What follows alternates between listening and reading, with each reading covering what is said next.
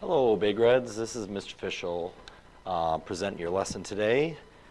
Today we're going to work on Unit 3, Learning Target 4, and our success criteria is going to be understand the properties of mid-segments. Some of you are probably thinking, I don't know really what a mid-segment is, so that's why it's important to do that first. All right, so first of all, I'd like you guys to have your graph paper out and a ruler of some type. And we're going to make a little bit of a graph here. So first of all, I'm going to make my graph in the first quadrant.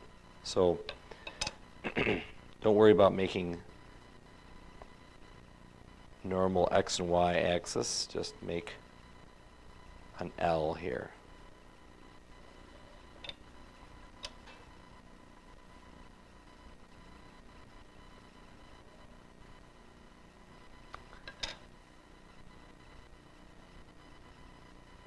All right, now next I'm going to graph certain points. I'm going to graph the point 6, 0.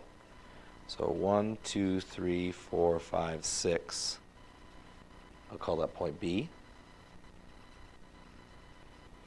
And I'm going to graph the point 0, 8. So 0, 1, 2, 3, 4, 5, 6, 7, 8.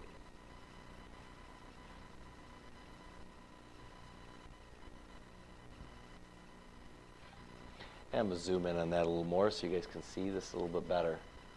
Okay, now I'm going to connect those 2 points.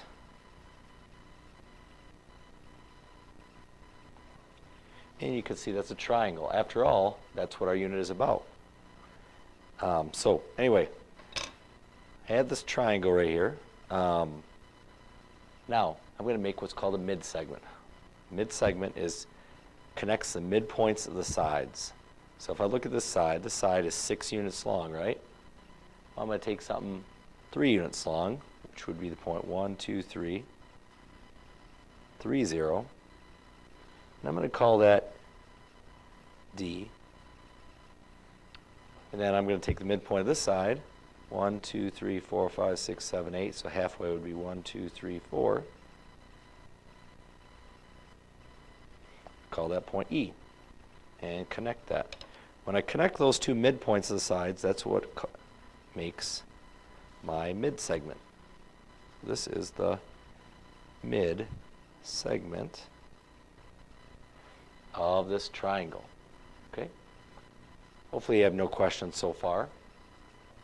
Now, we want to look at the properties of the mid-segment. What's true about a mid-segment? So, first of all, I want to figure out the slopes. So I want to get the slope of AB, one of the sides, and the slope of DE. To me, they look like they might be parallel, but you got to prove it. So from A to B, it's going down 8 over 6. So it's going to be 8 over 6 first, and I'm going to reduce that. If I divide them both by 2, I get a slope is 4 over 3.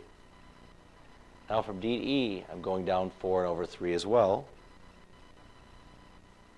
So it looks like the mid-segment is parallel to this side of the triangle. So the mid-segment is parallel to the other side of the triangle.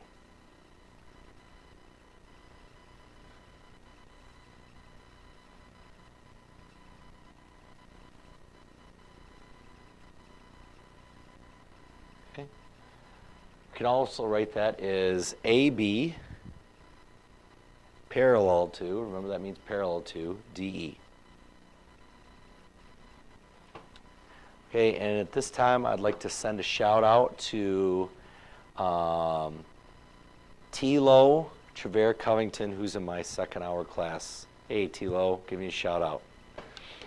All right, next. After I know that they're parallel, I want to look at their lengths. Now lengths, I'm going to have to use Pythagorean theorem. So from A to B, make a little triangle. This is 1, 2, 3, 4, 5, 6. This is 1, 2, 3, 4, 5, 6, 7, 8. Right. So I want to find the length of AB. AB is equal to, well, to find AB, I take 6 squared plus 8 squared equals C squared. 6 squared is 36. 8 squared is 64. Zoom in on that just a little bit. Add these together, get 100 equals C squared. Then I take square root. C is equal to 10. So the length of AB is 10 units. Okay, now I'm going to do the same thing with E to D. E to D, I go over 1, 2, 3 units. I go up 1, 2, 3, 4 units. So to get ED, I take 3 squared plus 4 squared equals C squared. 3 squared is 9. 4 squared is 16.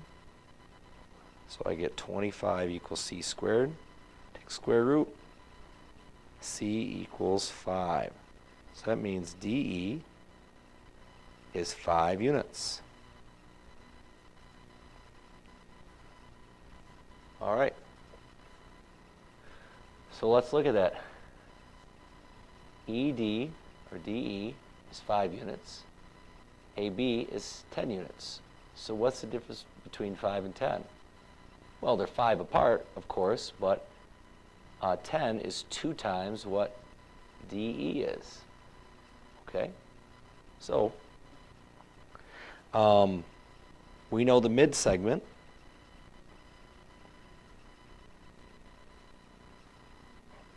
Must be half as long as the side of the triangle.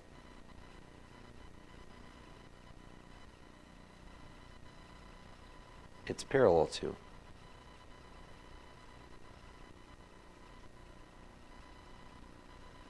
Mid-segment is half as long as the side of the triangle it's parallel to. So, again, mid-segment of a triangle is parallel to the side of the triangle, and it's half as long. Let's look at a problem. I'm just going to draw a triangle. I'm going to pretend that this is the mid-segment. This is, let's see, I'll try something else. F, G, H, I, J. Let's say GJ is a mid-segment. That means this side is congruent to this side. This side is congruent to this side. And we know that GJ is parallel to HI. So you can say GJ is parallel to HI. Also, we know that since GJ is half of HI, 2 times GJ is equal to HI. Let's put some numbers in there. What would happen if GJ was 8? Well, 2 times GJ is equal to HI, right? So 2 times 8 is going to be 16. Okay? So you're going to use this property quite a bit when you're dealing with mid-segments of triangles. All right. So again, go back over. You need to know these things.